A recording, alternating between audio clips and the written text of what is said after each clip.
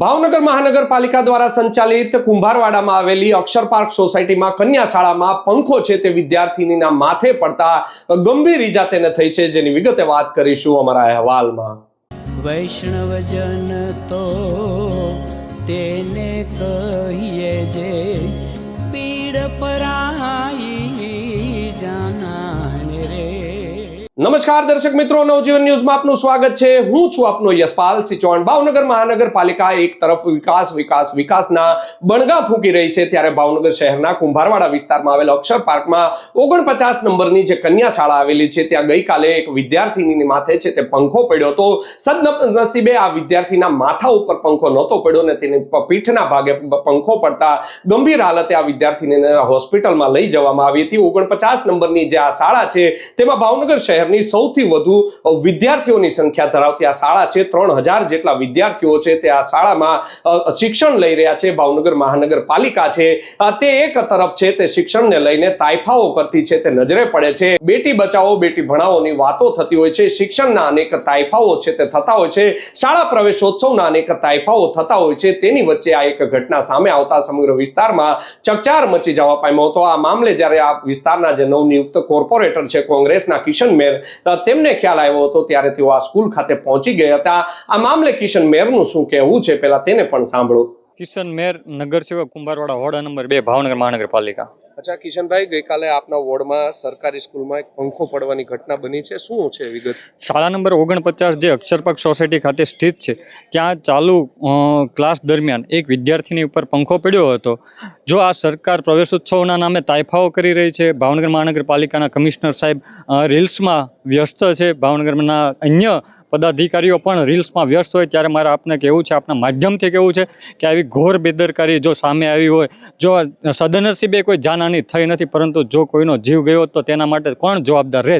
આ અંગે જે કોઈ પણ અધિકારી વિરુદ્ધ જે કોઈ પણ અધિકારીની ભૂલ હોય તેની વિરુદ્ધ તાત્કાલિક ધોરણે કડકમાં કડક કાર્યવાહી કરવી જોઈએ। અને જો કાર્યવાહી કરવામાં ન આવે તો માત્ર ને માત્ર ભાવનગર મહાનગરપાલિકા રહી તે પોતે રીલ્સ બનાવવામાં અને લોકોને મૂર્ખ બનાવવા માટે ક્યાંક ને ક્યાંક વિડીયો બનાવી અને સોશિયલ મીડિયાના માધ્યમથી આવું દુર્પ્રચાર કરી રહ્યો હોય તેવું દેખાઈ રહ્યું છે। અચ્છા કિશનભાઈ, મહાનગરપાલિકા છે તે વિકાસની વાતો કરી રહી છે, શું આ વિકાસ છે?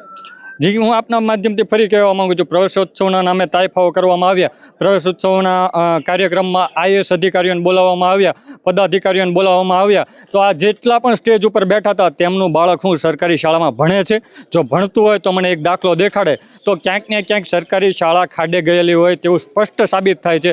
જો આ પ્રવેશોત્સવ કરવો હોય તો ખરેખર IAS અધિકારીનો પણ બાળક તે શાળામાં ભણવું પડે તો સાચી હકીકત લોકોને ઉજાગર થાય। આ ઘટના બની છે પછી કોર્પોરેશનના કોઈ અધિકારી ત્યાં વિઝિટ માટે આવ્યા હતા કે કેમ? જી, આ ઘટનાને 48 કલાક જેટલો સમય વીતી ગયો છે, પણ કોઈ પણ ભાવનગર મહાનગરપાલિકા સંચાલિત આ બિલ્ડિંગ હોય, એસ્ટેટ ડિપાર્ટમેન્ટ સંભાળતું હોય, બાંધકામ ડિપાર્ટમેન્ટ સંભાળતું હોય, કોઈ પણ અધિકારીએ આ બિલ્ડિંગની મુલાકાત નથી લીધી। મેં ગઈકાલે રૂબરૂ બિલ્ડિંગની મુલાકાત લીધી હતી, પંખો પણ એઝ ઇટ ઇઝ તેના તે જ સ્થળ ઉપર પડ્યો છે। અચ્છા, તમે સ્કૂલની વિઝિટ લીધી, આચાર્ય શું કહી રહ્યા છે?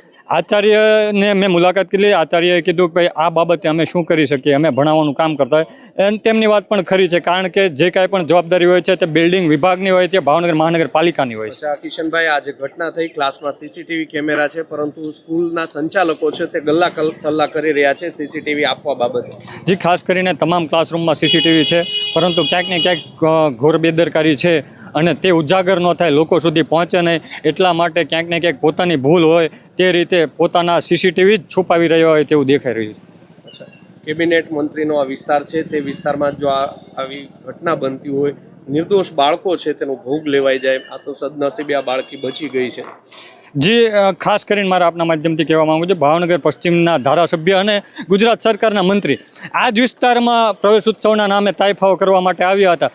શું આ તાઇફાઓ માત્ર ને માત્ર કાગળ ઉપર કરવાના છે? ખરેખર જોઈ શકો છો કે આ જ વોર્ડમાં એક પંખો પડવાની ઘટના બને છે અને એક બાળકીને ગંભીર ઇજાઓ પહોંચે છે, તો આપ શું કરશો? કોઈ પણ અધિકારી ઉપર પગલાં લેશો કે કેમ? મારો આ સવાલ છે આ જીતુભાઈ વાઘાણીને, પશ્ચિમ વિધાનસભાના ધારાસભ્ય અને ગુજરાત સરકારના કેબિનેટ મંત્રીને। તો આપે સાંભળ્યા તે કુંભારવાડાના યુવા નેતા છે કિશન મેર, તેમનું એક નિવેદન છે તે સામે આવ્યું. કિશન મેરે કહ્યું હતું કે સરકાર છે, ભાવનગરનું બીએમસી તંત્ર છે તે એક તરફ છે તે મોટા મોટા તાઇફાઓ કરતી હોય છે. રીલ બનાવવામાં ભાવનગરના મ્યુનિસિપલ કમિશનર છે તે અત્યારે મશગુલ હોય છે, પરંતુ પોતાની તાબા નીચે આવતી જે સરકારી સ્કૂલો હોય છે, સરકારી જે કચેરીઓ આવેલી હોય છે, તેની કઈ પ્રમાણે હાલત છે તે જોવાનું કોઈને પણ દરકાર લીધો નથી. આ સ્કૂલમાં વિદ્યાર્થીની માટે જે પંખો પડ્યો હતો તેને લઈને જવાબદાર કોણ, તેવા પણ અનેક સવાલો છે તે ઉઠી રહ્યા છે. તેમનું કહેવું છે કે સ્કૂલમાં જ્યારે શિક્ષણનું કાર્ય છે તે શરૂ હતું ત્યારે ચાલુ ક્લાસરૂમે આ સમગ્ર ઘટના છે તે ઘટી છે. સ્કૂલના સીસીટીવીમાં પણ આ ઘટના છે તે કેદ થઈ છે, પણ શાળા સંચાલકો છે તે સીસીટીવીના ફૂટેજ છે તે આપવા માટે ગલ્લા તલ્લા કરી રહ્યા છે. પોતાની જે સ્કૂલમાં આ પ્રકારની ઘટના થઈ છે તેને છુપાવવા માટે પણ અનેક પ્રયાસો મરણતોલ કરવામાં આવી રહ્યા છે, તેવા પણ ગંભીર આક્ષેપો છે તેમના દ્વારા લગાવવામાં આવ્યા હતા. અમારા વિસ્તારમાં જે આ ઘટના બની છે જેને લઈને કોર્પોરેશનના ઉચ્ચ અધિકારીઓને પણ રજૂઆત કરવામાં આવી છે, પરંતુ એક પણ અધિકારી છે તે આ સ્કૂલમાં જે બનાવ બન્યો છે તે જોવાને લઈને ત્યાં ડોકાયા નથી. જો આ વિદ્યાર્થીનું મોત થયું હોત તો કેટલી મોટી ઘટના ઘટી હોત, તેને લઈને પણ તેમણે સવાલ છે તે ઉઠાવ્યા છે. ભાવનગર મ્યુનિસિપલ કમિશનર એન કે મીણા, તમારે પણ જાગવું પડશે કે તમારા જે તાબામાં આવતી કચેરીઓ છે, તમારા તાબામાં આવતી જે સરકારી સ્કૂલો છે તેના જે રિપેરિંગ છે તે મરમ્મતા છે તે યોગ્ય કરાવવું જોઈએ. અન્યથા વિદ્યાર્થીઓના માથે આ જે કાળ બનીને પંખો જે પડતો હોય છે, જો કોઈ વિદ્યાર્થીનું મોત થશે તો આવનારા સમયમાં તમે ઊંઘતા છે તે ઝડપાઈ જશો, તંત્ર છે તે ઊંઘતું ઝડપાઈ જશે.